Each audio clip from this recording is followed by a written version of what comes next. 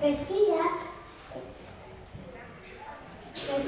plan beldurgarri bat asmatzen ari ziren, baina ez ziren konturatu hor besteak ez dela. Antonia adi-adi antzetan ari zegoen, eta hala jartzen zuen gizonaiak ez ziren irakasleak. Gaizkiak, baizik.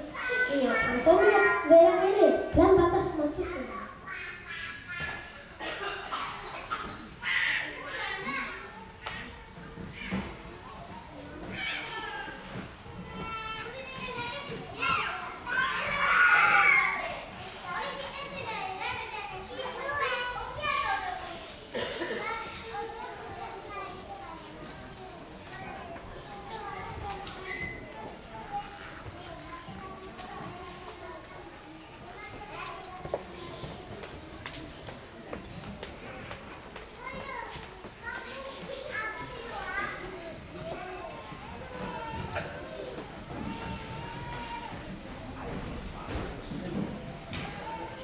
Egonaldiko eguna iritsi zen, eta begira zer gertatu zen gauean.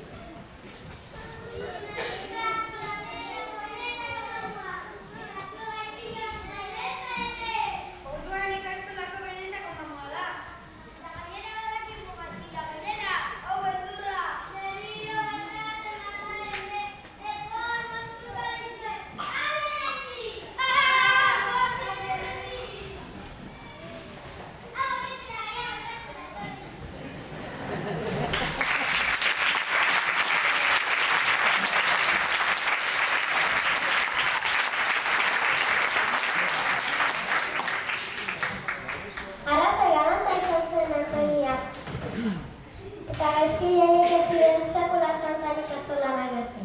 Beraien ustez beste batzuk etorri ziren, eta haiek beti oso ondo konpondu izan ziren. Bera, beti hori ere ez, batzutan asaratzen ziren, baina batzutan zein ez da asaratzen.